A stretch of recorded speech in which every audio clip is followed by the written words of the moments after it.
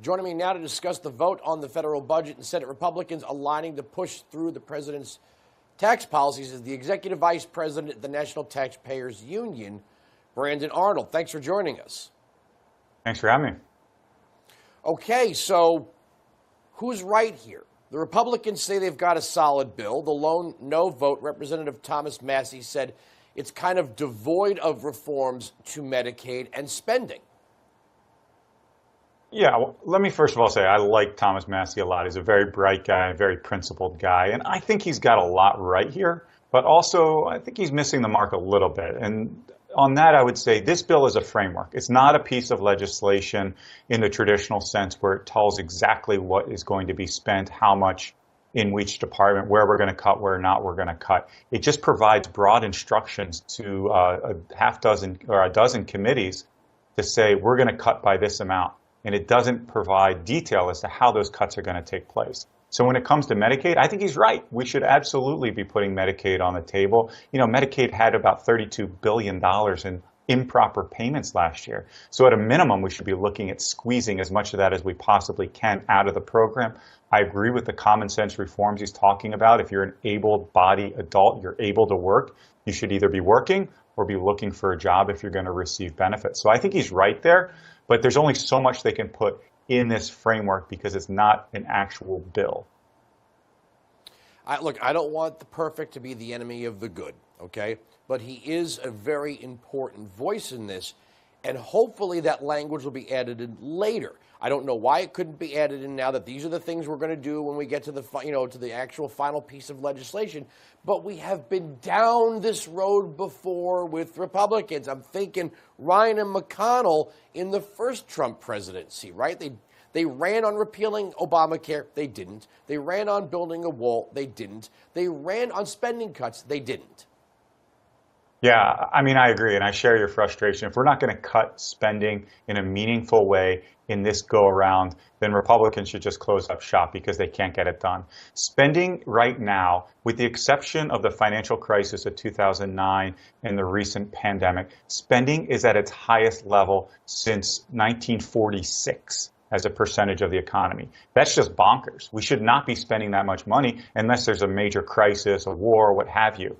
We're spending way more money than we can. If we can't cut spending with Republican control and with a president that said he wants to achieve a balanced budget, then we're doing something very, very wrong. I agree. We should be ripping out the entire Inflation Reduction Act, especially all the green energy provisions that are in there. But this is a framework. The framework just says, for the Ways and Means Committee, you have $4.5 trillion in tax relief to provide. It doesn't specify how that tax relief is going to be doled out, whether there's going to be no tax on tips, whether we're going to lower the corporate rate lower than the 21% where it currently is now. It's just a framework. So we have to get this framework passed. We got to get it to the Senate, which is going to be a really tall task. And then we can get into the substantive policy conversations that I think Massie is largely correct on. You know, I want to broaden this out. There's a danger that we're facing. It's on pause now because Trump is president. But the Democrats want a system where the majority, the numeric majority, are not taxpayers. Then they'll never get any pushback from the electorate, no matter what they do, right? I mean, if you have so many people dependent on Medicaid, so many people dependent on temporary assistance for needy families, so many people dependent on HUD grants and Section 8, whatever they do is not going to be rejected by the voter as long as those programs are funded. And if you're not a taxpayer, and I'm not talking about somebody who fills out the forms and then gets the earned income tax credit, if you're not an actual taxpayer, you're a zero liability voter. Who cares what the government does? What is 35, 36, 37 trillion in debt mean to you, or a deficit, if you're not actually the one paying the bill? And when they say tax cuts for billionaires, Trump and Republicans, yes, they did cut taxes, not spending, but everybody got a tax cut. Yeah, that's right. And you know, you look at the arguments that the left makes whenever there's a tax cut bill in Congress, and they say it's tax cuts for the wealthy. Well, guess what? The wealthy are paying the bulk of the revenue that's flowing to the Treasury.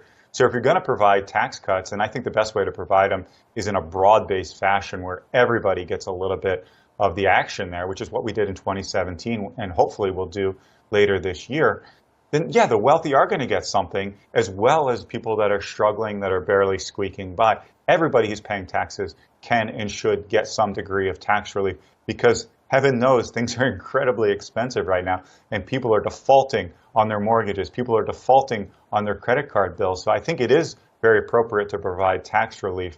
But you're right, the Democrats have the deck loaded because so many people at the lower end of the income ladder have been taken off the income tax rolls and don't have the skin in the game that other folks do.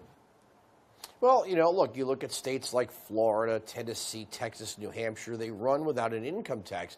The Democrats call that regressive taxes because it means lower income people have to pay taxes, whether they are sales tax or however they raise revenue. But that means everybody's a taxpayer, right? That means everybody is affected by tax increases, and they have to decide that when they go to vote.